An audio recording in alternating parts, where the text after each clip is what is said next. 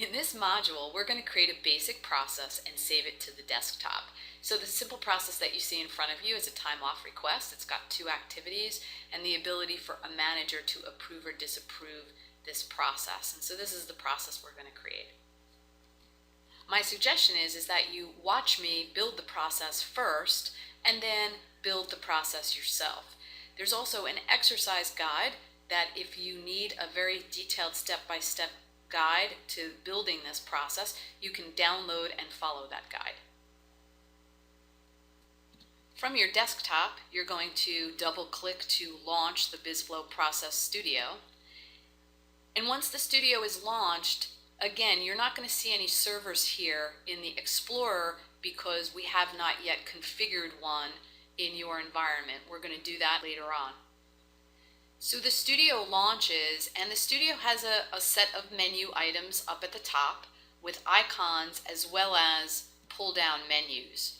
And as you can see, if I just give you a quick introduction, we have the ability to add a server, which we're not going to do right now, a project, a process definition, application, form, and BizFlow form. And the thing that we're really focused on in this particular module is we're going to create a new process. So I want you to select New Process Definition. And that's going to launch the process modeling tool.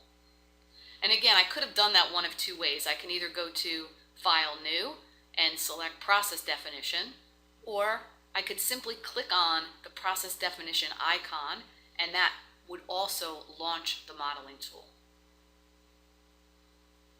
Now, one thing you notice is that the modeling tool uses the concept of what's called swim lanes. And swim lanes are really just a visual way to organize work, or the movement, I should say, of work between roles or departments. So if I wanted to reflect that I have an employee role in my process and a manager role in my process that's going to be performing work, I could label each swim lane accordingly. So you can use swim lanes to denote departments or roles or phases or any other type of way that you want to show the movement of work and how it moves and routes between those various entities.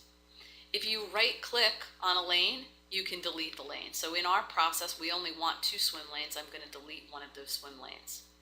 The other thing you notice that I did is when I click and grab that lane, I have the ability then to use the Shift key, and when I use the Shift key, a little arrow comes up, and that allows me to then expand these swim lanes in a wider or more narrow orientation. So again, I would click the lane, grab the lane, click the Shift key, and then that's going to allow me to change the lanes. A little later on, when I talk more about the studio, I'll talk more about how you can set the preferences and change the lanes to a vertical versus horizontal orientation. But for now, let's just create 2 lanes. The pool, I can also double click in the pool and I can name this process. So we can name the process time off request. And there's always multiple ways to do things in the Process Studio and in BizFlow in general. So while I can simply double click to change the name of these swim lanes, I can also right click on the swim lane and I can access information about the swim lane.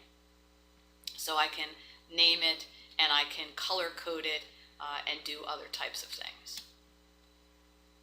If I click on the pool and I right click and I select swim lanes, in this way I can add 3 or 4 or 5 lanes using this technique. So again, there's always different methods and different ways to do things.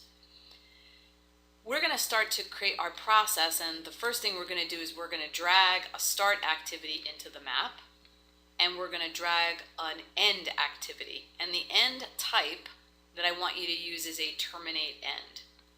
And there are different end points, and I'll get to the reason why there are different end types a little later on. So every process must have a start and must have an end, at least one end. And generally, in this process, we're going to have 2 human activities. So we're going to click and we're going to drag these 2 human activities into the map. And then we're going to link them together. And the way that we link them together, if you notice when I put my mouse over this icon, you see this little green box that shows up as I do that. And that lets me know that at that point, it's right at that point that I can click down and drag and release, and that's going to allow me to link these activities together. And there are alignment tools you can see here. So if I wanted to improve the alignment of this, I can select different alignment tools. I can also use the nudging tool. To nudge, you can use the mouse, the arrow up and down, I should say, on your keyboard, and that's going to allow you to straighten out or align your activities. You can also loop a whole collection of activities. So if I wanted to delete this or move the entire collection down, you can loop the entire collection. Now what I want to do is I want to label this activity. And I want to label it Employee Completes Request. Of course, you can label the activity anything you want. And I'm going to double click where this says Activity 2, and I'm going to label this Manager Approves Request. Could be Manager Reviews Request or what have you. Again, there's two ways, always different ways to do things in BizFlow. I could have equally just double clicked on the activity and named the activity right here in the name area within the Properties window. The other thing we wanted to add to our model is we wanted to add a loop back. So I can connect the two steps together. Now, one thing that I see people do a lot of times is they do this and the line goes straight. And what we want is we want the line to curve. So one thing you'll notice is that there's different line types on the menu. There's Align, HV line, and Polyline. And generally, if you want this kind of angled connection, you need to be using the the HV line in order to do that. So if you click on HV line and then you go to create that line, that's going to give you that angled line. The very last thing we're going to do is we're going to label the sequence flow lines, and we're going to double click on the line, and that's going to open up a window that's going to allow us to name this sequence flow. We're going to name this one Disapprove, and we're going to double click and name this one Approve.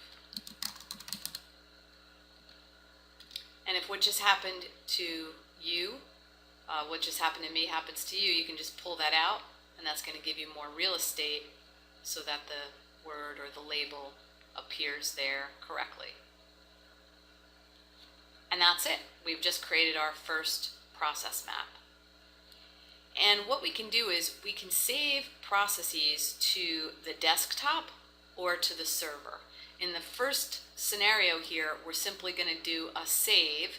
And again, I can either use the file menu and do save local, or I can simply click on the icon on the menu bar. And when I put my mouse over it, I can see that that's the save to local icon, and I'm going to click on that, and I'm going to save my process.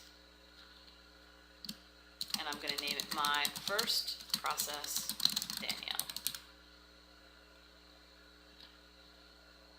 And now, if you would, close the process modeling tool, and you'll notice that it didn't change the name, and that's because we saved it to the local desktop, and I'll describe that a little later. And now you should be looking at your Process Studio with the closed modeling environment. And again, if you either want to repeat this video and simply follow along, or attempt to do this without the guide, you can do that, or you can follow the step-by-step guide.